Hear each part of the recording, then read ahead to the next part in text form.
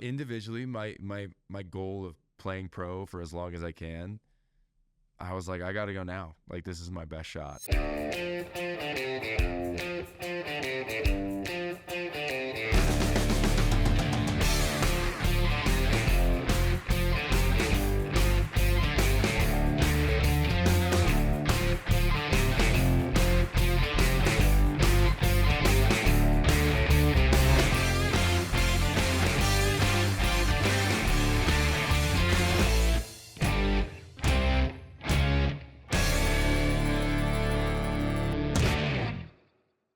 Welcome.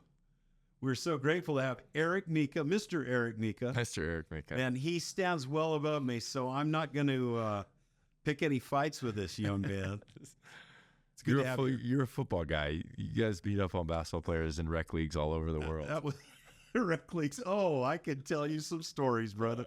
We used to put our football team's basketball team, and we were good. I mean, Mark Wilson was all-state. There you go. In Washington, and I was playing. I got baptized by Bill Cartwright, who was the center for the Bulls forever. Yeah.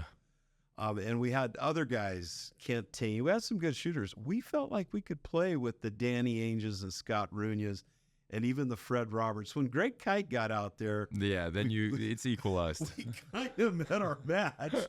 His elbows were stronger than most of ours. Yeah, He's a big, strong dude.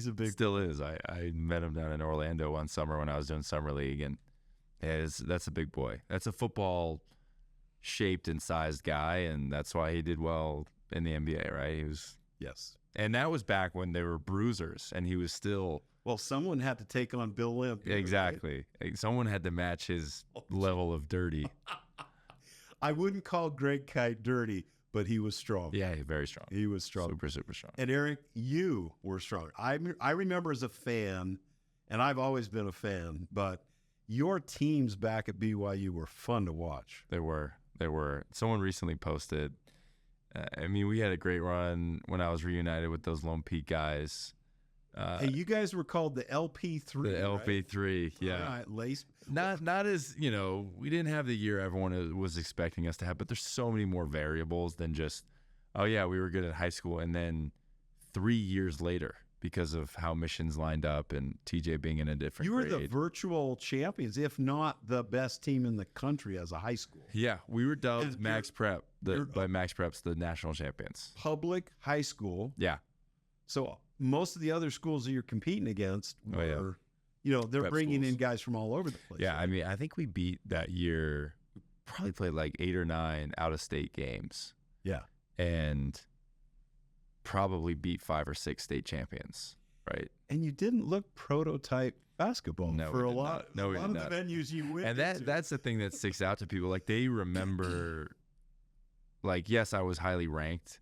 And so people kind of remember that, like other players. Like when I was with Team USA this last summer on the select team, like I knew some of the guys from that circuit and going to individual camps and things like that. But mostly they remember, like, oh yeah, you guys were the team that stood out in multiple ways. In a lot of ways. No, I forget who it was. It might have been you telling me, or maybe Jacob telling me for you, but Eric's younger brother, Jacob, I taught him in a Sunday school or a priesthood quorum when Eric was already playing. But I think it was Jacob, maybe it was your dad, told me that you guys would go out on the court. Oh, yeah. In the pregame. And the fans or maybe the other teams, you'd be in a lot of venues where there were tournaments going on and guys were all watching each other and matching each other. And no one ever thought you guys had a chance in, where. It was always by the second day, everyone knew. But the first day, the very first game, and we kind of talked about this before the camera started rolling, but there wasn't that social media. Not everybody was in everybody's business and knew their rankings and how many Instagram followers. No, we don't know each other except for I'm about to play you. That's it. Exactly. Right? And that you're a good enough team to be at this tournament. That's it. But day one, game one, without fail, every weekend, all summer was I mean, these guys would look over at us laughing. We're taking the layup line seriously. We're getting warm, and they're like, you can see their level of concentration and focus. Like, they're like, oh, this is easy. It's done before it even starts. And then, you know, like multiple times we'd get up 20-0 on teams. We'd hit a bunch of threes, get out in transition, full court press them. And you'd literally see them start looking around like at their coaches, like, what are we supposed to do? Like, it's over. Yeah, this can't be. It's 20-0. It's over. And that was the greatest feeling ever. Well, and Eric, one of the things you talk about getting in transition, and one of the things I, as an ex-big guy in basketball, relative big guy, one of the things I remember about you is you would often be leading the transition after you were under the boards on the other side, getting a rebound, you know? Yeah. How did you do that? That was essentially muscle memory, just pounded into my mind from our coach, Quincy Lewis. Take that lane, right? Yeah. I mean, that was how we wanted to play. And he told me when I transferred to Lone Peak, and I was this big, tall drink of water that had some athleticism, and there was something there that he was seeing, and I was having success on a smaller level at a smaller school. But he was like, if you want to win, if you want to be part of this, and if you want to ultimately go and do some pretty incredible things in basketball, he's like, this is number one job. Like, get out. Your number one job is be faster and be in better shape than everyone else. And so he actually, like, he challenged me my junior and senior years. He's like, whatever you're doing, you know, keep doing it. Like, as far as the on-court development and the weightlifting, which I did, and I did religiously. He said, on top of everything you're already doing and the practices we have and everything, go run 3 miles a couple times a week. Really? And so I did. And I just said, for a big guy that was challenging shots and rebounding, I was out lickety split. And that's because, you know, I had a coach who knew what he was doing, and he also kept it real with me. He was like, if you want to contribute, which I think you do, then this is your role. And this is how you need to dominate. And so that's what I did. There's something way unfair about this, though, because think about it. Mm-hmm. You're a big guy. Right. So you have to go from under one basket all the way to under the under basket. And most of the time, the shot was already up before I got to the three-point line. So those dang guards are just going from the three-point line to the three-point line. And they're shooting it and having all the fun. He didn't promise it being the most rewarding job. He just said, if you want to succeed, then learn to love that. And, you know, that also translates to tons of offensive rebound opportunities and deep seals. And once you get a team and they know where you flourish and they know how hard you're working, then they will reward you, you know. So not every shot went up and I was just running. No. But I got rewarded. But Eric, and what I loved about you and your team at BYU now, fast forward, is you'd get the rebound or be down there scrapping for it. Yeah. And somehow down on the other court, you're one of the three guys on the fast break. Right. And what I loved about your guards back then generally is when they saw you out on that wing, they passed it to you so you could throw down the hard slim. Or they would just, they'd throw it right at the rim and make my job easy. That I got really good at that. So that's the best job, you know. And as a fan, we all loved it too. Yeah. They paid off. Trust me. Yeah, absolutely. So you had some fun times in high school, and go there as much as you want because that sounds fun. But then at BYU, what was your freshman year? My freshman year was 2013 to 14. So I think Brandon Davies had just graduated. Okay. I think. And he was a good guy to be behind. Yeah, great player. And we had, he did just graduate because we had some overlap. That spring, basically, when I, had really light load of classes in high school, I could also, start going and working out with Brandon as he was preparing for the NBA draft. Moves. So, he was great. He was great to work with and kind of prepare me for that physicality. Him and Bronson Kaufusi at that point was still thinking about you kidding playing. Me? Yeah, so he was on the team the year before and was still working out with the guys. And we've talked about this bunch. I see Bronson often. And that was like my welcome. I don't know if you were going to ask this. My welcome to college athletics was an elbow trying to from Bronson trying to post up against Bronson Kaufusi. Like he was a brick wall. Yeah. And I didn't actually have any moves. I was coming out of high school. 300, you know? Yeah. He was coming off football season. Right. He's enormous, really strong, superhuman strength. And I'm this, you know, maybe 210-pound kid trying to post up on him. And my only chance against a guy like that at that point in my career was outrun him. Quicken. But if you're just doing workouts on the post, I mean, it was miserable. And I really was like, dang, I gotta get stronger. So shout out Bronson Kaufusi for that. I'll say. Now, why was it that the Gonzaga fans didn't like Bronson? Well, I asked him about that on my podcast, actually. Because I think what happened was Kelly Olynyk had like a reverse dunk. Kelly was a great player, obviously. Yeah, He's had a great NBA career as well. He had a reverse dunk, and I think he stared down the bench, or he like pointed at the bench or something. And Bronson asked to be put in after that. He like, you know, he pulled on coach's jacket, was like, put me in. And so they put him in, and I think he got a flagrant foul. He tackled. I mean, he went like Bobby Boucher. He envisioned Kelly Olynyk as a quarterback, and he took him down. He took him down. Yeah, sent 15-yard penalty. Yeah, exactly. The beauty of basketball is, it's one free throw. That's right. And he gets one foul. It's unbelievable. Yeah, he's a tough dude. Tough dude. Now, didn't I read somewhere recently, I think Bronson Kaufusi might be playing in a semi-pro football league. I don't know. Maybe his brother, Corbin. Oh, that's okay. Yeah, there's Corbin's been a tall guy too. Yeah, and he was on my team my sophomore year. Okay. So, I mean, crazy athletics in that family to be able to do both and cut the weight and add the weight and it's know both playbooks. Like, it's a lot, and they did it, which is crazy. Corbin, there's been the USFL and the XFL, or maybe one of those is the name now, but they merged. And so there's one professional league outside of the NFL, at least in the States, and that's where he was playing after his time with the Niners, I think. Okay. Yeah. And now you served a mission in Italy. Yep. So you speak Italian. Correct. Any other languages?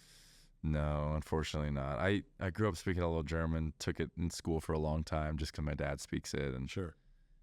As soon as I started learning Italian, just like the German that was there was just pushed out. Yeah, it was just, my brain was desperate to figure out the language I needed for the next couple of years and scrapped anything else. Now, there's a funny story here, because most of us missionaries, especially athletes that go on missions, a lot of times you have a girlfriend, and you worry about that Dear John letter that Mike. Oh, yeah. Did you have to worry about it? I was still worried about it. Tell us. Mine would have been unique circumstance of, this. You had a girlfriend, right? I did. All right. And now she's my ex-girlfriend now. And you have to explain why. She's my wife. That's right. So a Dear John from her would have been catastrophic because we were in the same mission. So how many people out in the world had their girlfriend from high school? Not a lot. Go on into the same mission. It was unique. What made it even weirder is we knew I knew 4 or 5 other people going to that mission or already in that mission. So it's kind of like this hotbed of people I knew. Wow. But then I got my call in February, I think, of my freshman year, so 2014. And she put in her papers probably just after me, got her call in April, and was going to go in 2 transfers after me, so 3 months, and then come home 3 months before me. So not only was she going to the same mission where we already knew tons of people there, but she was also perfectly sandwiched, so I couldn't get that Dear John. 3 months is not that bad. So was your mission president your ally or your nemesis? He was my ally. Cool. Yeah. He, I asked him, I think once I got there, which I'm like, why was that even in the conversation day one? But I asked because it was kind of the elephant in the room, hey, my girlfriend is coming here in a couple months. Can I email her when she does? And he was like, sure. So that's where he was our ally. And it got to the point where he was like a carrier pigeon. He'd come to a zone conference with me, And he said, "You got a letter for her?" And I give him a letter, and because he knew I was gonna send it anyways, so he just said, "I'll just save you the postage Good stamp." for you. So that was unique. And that's a good mission president. Great mission president. They were at our wedding, needless to say. Great people.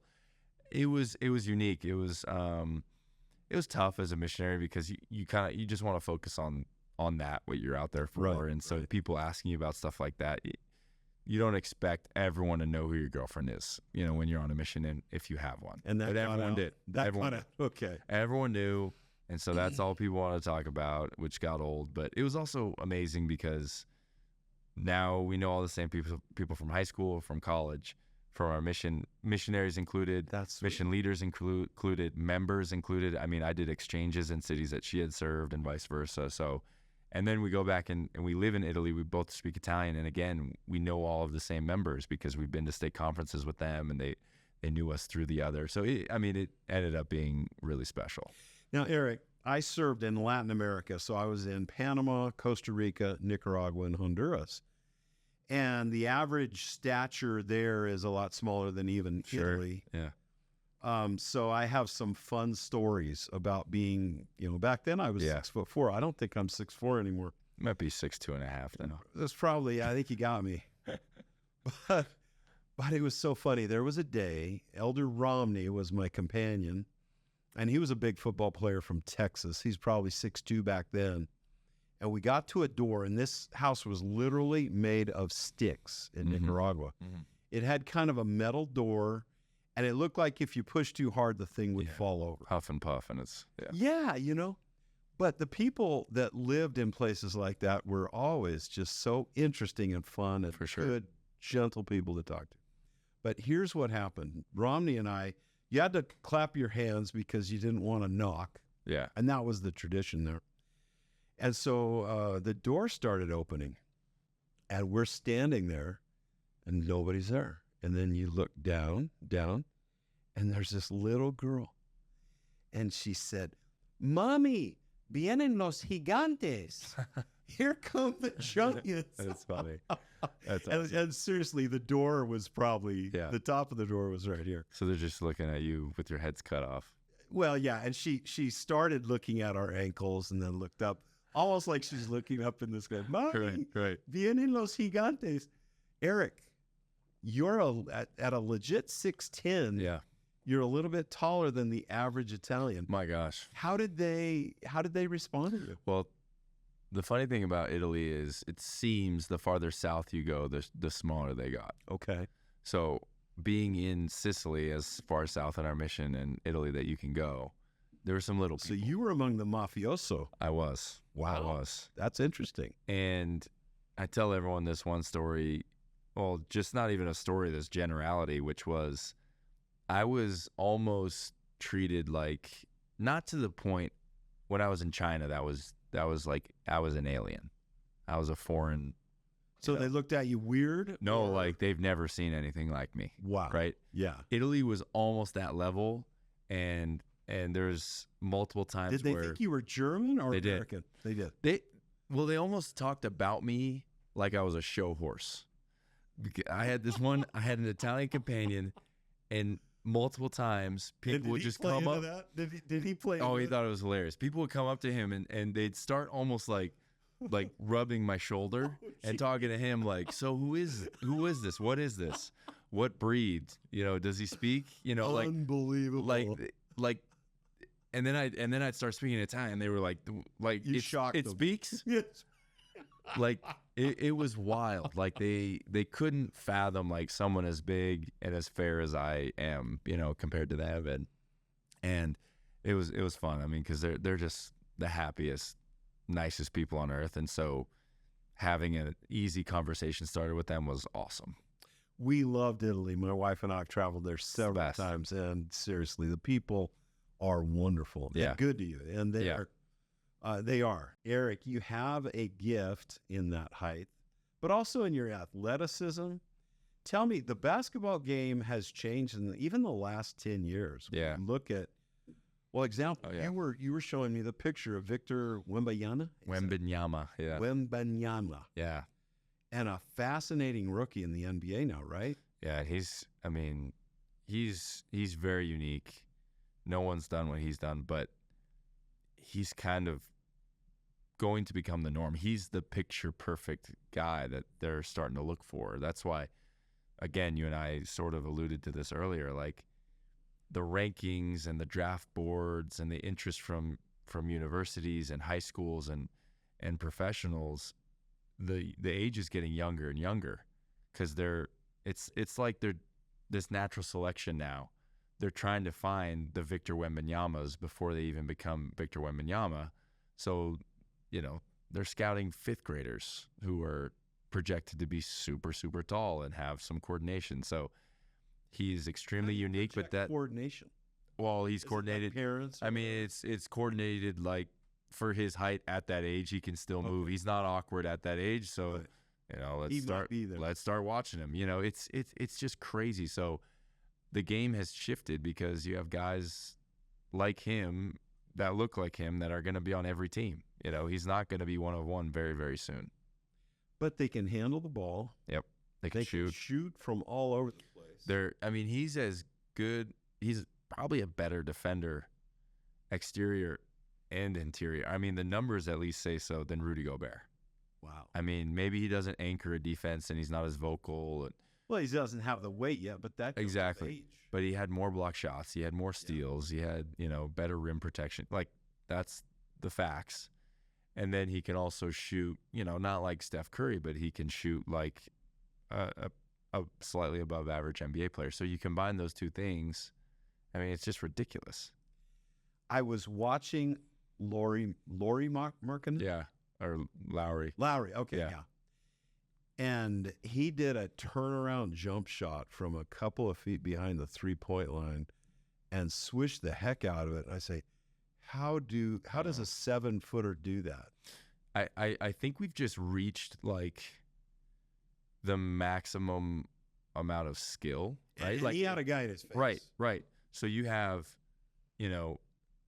every decade you have these guys that are innovating the game, and that, that guy, now he's shooting like this and that's more efficient, or now you can dunk it and that's, great for guys built like this. Like, there's been constant innovation.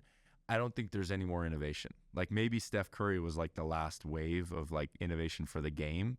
And so it's almost like there's no stone unturned. There's no more secrets in the game. So now it's a question of, can you replicate it? So all these guys can do all the things because there's nothing else to improve upon. So they just rep everything all day, every day. And then when you're that size and you're putting in that amount of work, then you become unbelievable. Like Lowry, I mean, he's 7 feet tall. And he has a sweet shot. Yeah. And full game. Exactly. So he's doing, all the things that the very best players started doing in the 70s, and then the 80s, they added more, and then the 90s and the early, 2000s. He's doing all of it because he's seen it all, and he can pick out what works best with my incredibly, unique body size and type. So, Eric, you're one of those guys.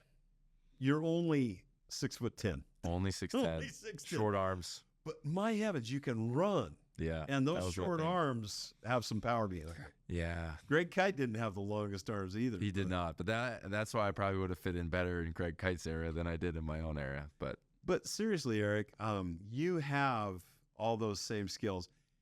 I need to broach this topic for all the Cougar fans in the world because you broke our heart. I did. You broke our heart. I was intentionally breaking your heart individually. You knew what I was. Exactly. No, Eric, you can't go. Yeah. And but you had to be torn because, like you say, the genetics of the NBA are that you have to enter at this age. Yep. Blah blah blah. You'd served your mission. Was your sophomore year the one right after your mission? Correct. Yeah. I just felt like I had a really good year. You did. Statistically. You did. And I had created some hype around myself and my name after disappearing for 2 years, You did. And so I think that was the point where I was no longer naive about how this works, about how professional basketball works and how you move and how you make things happen. Because previously, as a high schooler, being highly ranked didn't mean anything to me. Producing what I produced as a freshman, which was a lot, You know, Didn't you win the WCC Freshman of the Year? Or I think I did, yeah. And I was like 12-7 or something, which is great numbers. And we went to the tournament, so I was on people's radars, and then didn't mean anything to me. You know, I just didn't know. I didn't know how it worked. And so coming back from a mission, you know, you're a lot more mature and kind of see things in a broader perspective. And I was just looking around like, oh, the mission doesn't help your basketball career because you lose 2 years. It can't, right? Like physically, you lose 2 years. Even if you get stronger, smarter, more mature, all those things are the added. But in the NBA's eyes, it hurts. It does. And in the NFL's actually. Exactly. It's 2 years where you're not doing anything, right? So physically. And so I think I had this realization of like, I can't waste any time, and I'm not getting any better at this level. You know, I'm not putting up better numbers. I mean, I talked to many executives. I had 16 pre-draft workouts, which is exhausting. So I met with half the league, more than half the league, right? And in a lot of those settings, you can pick the brains of GMs and so I talked with a lot of executives, a lot of GMs and decision makers. Did you ever talk to Danny Ainge? All the time, yeah, because we know his family very well from Boston. Right. We have a lot of ties there, and so he was a great sounding board, and a couple of them in particular, you know, I gave him my thought process of, well, you know, I do love my team. I love being in college. I just got back, and I had a great year, and it was fun. College basketball is the best. Or was. I don't know if it still is, but it's tough to leave and just be like, all right, I'm going to go. And people are going to be mad, and I'm potentially tarnishing my, your BYU legacy. You know that's going to be part of it, right? Sure. So it is a tough decision. And one of them in particular was like, well, like what's bringing you back? Is it because you love college basketball or you love being at BYU, or are you doing it because you think you can improve your draft stock? And I said, it's just so I can improve my draft stock. And he said, your best chance is right now. Yeah. The iron is hot as it'll be. You know, the WCC isn't the biggest conference. You guys had a solid year, you know. Yeah. And you could argue that the continuation would have put us much more on the map because playing another year together makes a big difference. You guys would. And we had me, TJ, Nick, Yoli, and Elijah. I mean, that's a stack. Now you're breaking my heart again. Right. You're breaking my heart again. Individually, my goal of playing pro for as long as I can, I was like, I got to go now. Like, this is my best shot. And I have a question. Yes, I need to hold that thought where you are. But for me coming back on my mission, and I was a runner, and I left running like a 4.6, and I came back running a 4.8, and it felt like I was in cement shoes. Yeah. You know, and it took me to get back to where I felt like I was further than where I was when I left. I swear it was like 6 months. Yeah, 6 months sounds right. Was that about where it was for you to get back athletically? Yeah, because I got back in April. Yeah, I got back in April, and I felt like it wasn't until, like, I worked super hard in the off season. I was doing tons and tons of stuff over the summer with the team individually, and I did fine in all of them. Like, I was keeping up with people, but I really felt like, like October, November, like when season started, like I was back in stride. Exactly. Okay, so you're back in stride, but still, as a Cougar fan, having you and Yoli on that baseline would have just. Well, we did have that 1 year together. You did. We did, but he was a freshman, and I mean, woulda, coulda, shoulda, but at the end of the day, I look back. Guard line. It was a fun guard line. Exactly. But I look back and I'm like, okay, I left because I said I will develop most in the pros. I had 2 years of eligibility. Instead, I went and played 2 years in Europe, and I got a lot better and got my chance with the Kings. So, looking back, I'm like, could have been great. And who knows? Sure. Maybe I would have gotten drafted. Maybe we would have gotten far in the tournament. But the way I went, in my eyes, worked because I left for development, and that's what I got. Can't question that. Now, let's hypothetical. Oh, yeah. Put us in the NIL now. I'm staying as long as I can. You think so? Yeah. Oh, dang it, man. The NCAA cost us. I'm staying longer than some of these guys that somehow are playing college 7-8 years. I'm staying 9 or 10 years. Think about that. 9 or 10 years for the Cougars. I'll find a way. because my market would have been off the charts. How fun would that? It would have been. I mean, No, Eric. no, I say it would have been great because there would have been tons of money. But I don't know if you get the same joy and fulfillment out of college sports now like you did back then. It's just not the same. So I don't know if I really would have loved it. I would have been, a lot richer coming out of college, but I don't know if I would have loved it more. Might have taken the love out of the game. Eric, we are grateful for what you were able to give us. Thank you. And I tease you about about being brokenhearted, but of course we followed you, particularly through your parents in detail, and then in the media and everything, and it's been fun. You've played for a lot of teams. I have bounced around a lot. Tell me, how's that feel? How's that been for you and your family? It's for exhausting. you and Gabrielle? It's exhausting, but a lot of fun. We played in Italy for a season, kind of close to our mission boundaries, but still north. So that was special. Played for another Italian team that second year, but I transferred mid-season to a German team, which was tough dealing with that switch mid-season and injuries. And then we were with the Sacramento Kings Summer League training camp preseason. They cut me, went to China, came back, was back with the G League team, got called up by the Kings, back with the G League team, about to get called up by the Kings again, and COVID hits. So I decided to go to Europe because it was unsure when the NBA was going to start back up. I couldn't just sit around for a year. So we went to Serbia and Belgrade. Then we went to Lyon, France, or just outside of Lyon. And then the last 2 years we were in Vegas, in Henderson, in the G League. So Are you going to continue in the G no, League? I'm done. You're done? I'm done. I had my 4th knee surgery on my left knee. Oh, tell us about that. What, in October. meniscus or what? No, it's like a cartilage defect, and they've all kind of been kind of nitpicky cartilage things, dating all the way back to high school. When you're a big heavy guy and you're running and jumping as much as I was and am, then your knee gets upset and can fight back. So it's just been too much coming back from those, and at this point I'm like, I just want a normal knee and a normal life, and so I just can't push it like I have been. So I'm actually done. I've been super impressed with what you're doing now. At least one of the avenues that you're choosing is your podcast. Yeah, thank you. Now for Later. Tell us about that. Yeah, that kind of was started. Tell us about the title. What? Yeah, go ahead. Exactly.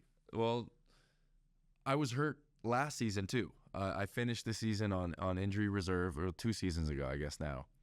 I had a really bad ankle bone bruise. I'd rolled it horribly, and I think it actually led to sort of some of the knee stuff, which is just unfortunate. But I couldn't go to these other leagues that offer G League players after to basically double dip. Like, hey, come over here for 6 weeks to 8 weeks and make a bunch of money and live in Spain or Puerto Rico or China. Like, guys, they'll come get you because the G League is short. It's a short season. Sure. So if you don't get a call up, you can go to these these foreign teams and go make a bunch of money and have fun for 8 weeks because it's not a long season. I couldn't do that. I couldn't train because of the injury. I couldn't train for anything else. And so I'm like, I got to do something to like improve my value after basketball. Sure. So I got an internship with a private equity firm in Cottonwood at Pelion. You probably know those guys, Blake Buttigieg and big BYU fans and boosters. And so I got in with them and did this internship. And the whole time I'm going, this is, first of all, great because it's just stretching me intellectually and mentally and let me even interrupt physically because it was so different. I'm going to interrupt you because, I mean, here you go being unique again. When you Lone Peak 3 guys, or not Lone Peak 3, but when Lone Peak High School went on the court in all these big national tournaments, for sure, you were unique. Yeah. In a lot of different ways. Yeah. And now, as an ex-professional athlete, I know a lot of professional athletes who afterwards, kind of sit back. Yeah. And try to enjoy the good life. Right. And a lot of times that's not good for you. No. So why did you choose? What compelled you to well, for one, to make yourself better? For one, I am not obsessed, but maybe obsessed with continuous improvement. Like I want to grow. I want to be stretched. And I want to be valuable to society, and I want to set myself up in ways that good for you. Just sitting around, I'll drive myself crazy doing. You know, the other thing is like I'm not making $80 million in the NBA. I can't just sit. Like this is going to end, whether it's because of this ankle injury or I wasn't foreseeing the future, but maybe a future knee injury. Like sure, your time is limited, and so that's where this idea came for the podcast. I'm like, I didn't do a good enough job preparing for the end of my career, which at that point I wasn't hoping was a year from then. But I'm like, I got maybe 4 or 5 years left before I need to jump and do something else. And I need to start making inroads. Like I should have done a better job in college, maybe even picking a major or tougher classes or connecting with professors or doing internships in the off season like I am now 6 or 7 years into it. I should have been doing this way long ago. Yeah. And you know, my financial literacy isn't to the level it is. You know, there's all these things that I'm like, dang, I've been sitting around in the off seasons because that's your time to chill. But if you're really smart about it, you're not chilling. Like you're preparing in some way. And so that's the name. It's what are you doing now for later? Like your career in athletics is going to come to an end, whether it's high school or college, or if you're lucky enough to go pro, you can't play for the rest of your life, and you're not going to, unless you're the 1% of the 1% of the 1% of maybe the 1%, you will not live off of what you make. That's right. You won't. Even these college athletes that are making, you know, Boku bucks and NIL, they will not live off of that. It doesn't last that long. It does not last that long, and you're going to have bills that continue to come in. And so what are you doing now to prepare for later? So the idea was, you know, get with in this network of athletes that I've met through my unique path around the world, literally, you know, which of them are doing things or did do things or didn't, and they wish they would have, you know, and just have that conversation, because the more and more I talk to people, the more they felt like me, like, dang, you're right. I should have been doing that too. You've interviewed a lot of guys that have, yeah, or you know, including Steve Young. And one of my friends, I think we're going to talk with Steve Young in a couple of weeks. And one of my friends said, Mike, you got to ask Steve this. And I think you went here with him. How in the world, as a professional football player, did he go through law school? I don't know. How do you do that? No, but that's preparing now for later, right? Well, I don't. He gave an incredible answer for that, and I want to let him do that on your show. Okay. And if you want a sneak peek, you can go listen to my episode. But to give you without ruining it, he just always had a plan. Right. He was just never banking on anything.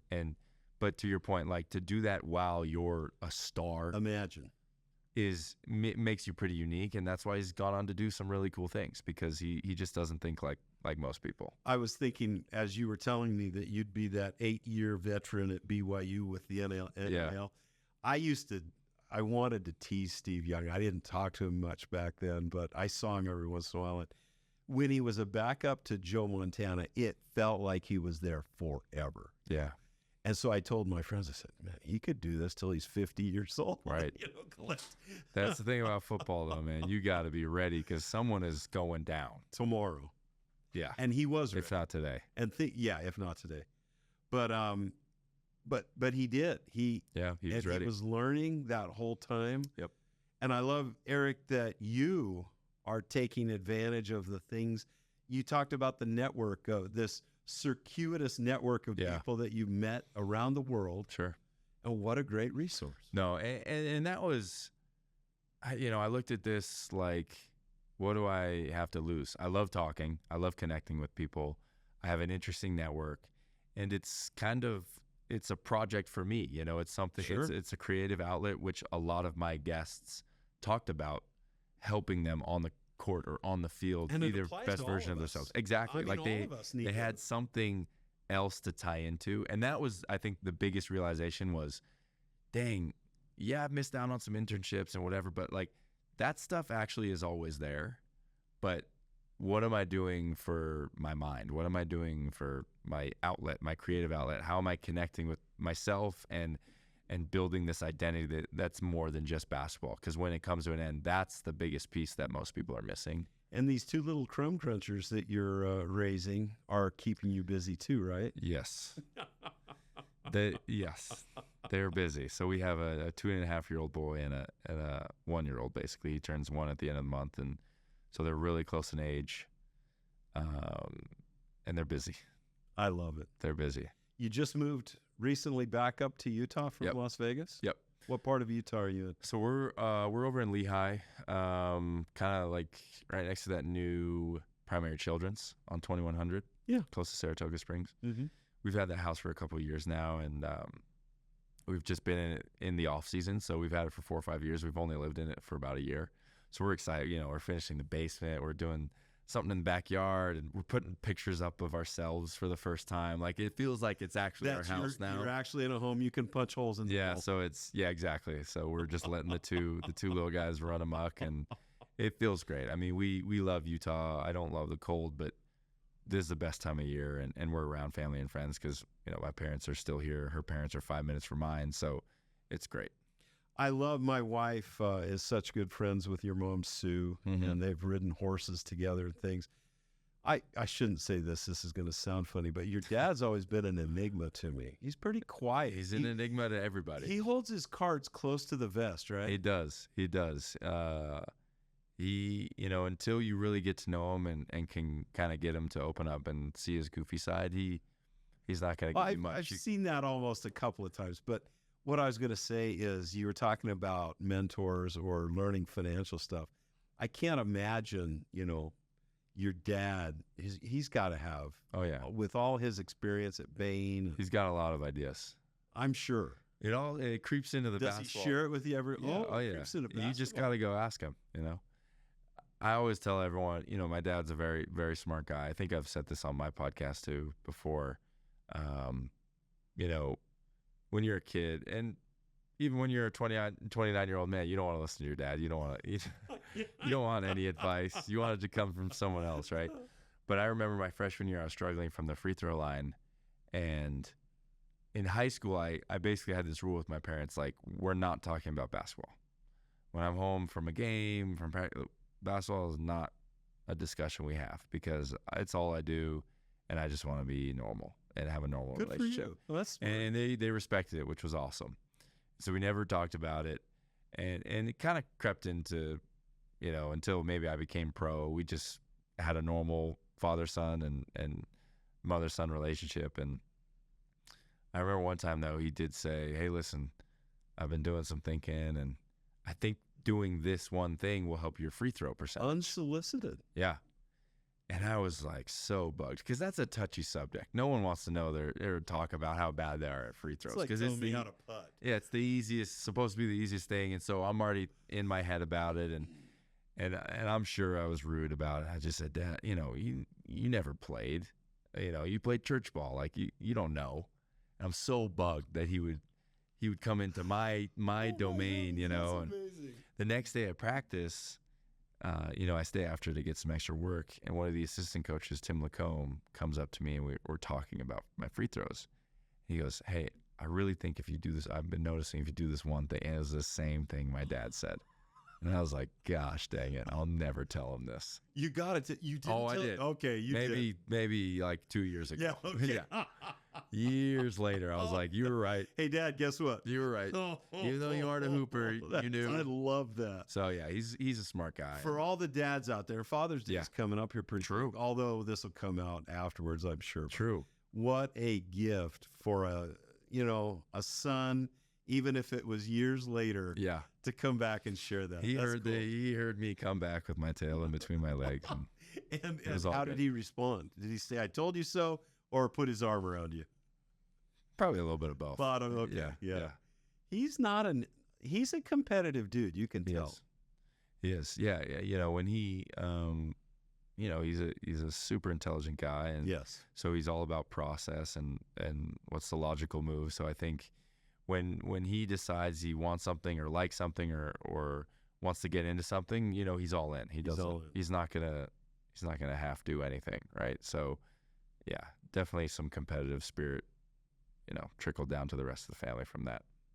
You know, for a big guy that runs the court fast, you got down there from one end to the other faster than a lot of the guards and forwards, to a guy that's doing now for later, preparing for the future and continuing to progress.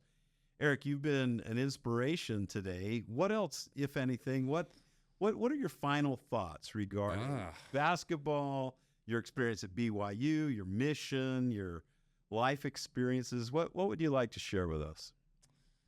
Man, you're putting me on the spot. This is like the first time I've ever not had something to say in an interview, right? I'll just never stop talking. I just think, if anything, I just express my gratitude. It's fun for me, whether it's on podcasts or in conjunction with BYU on some level or whatever kind of interview. Anytime I get to tell my story and also reflect on it, right? Like solidify in my mind how things happen, in my opinion, and I also get to kind of revisit and reprocess, what I learned from it, because as you get older, your perspective grows.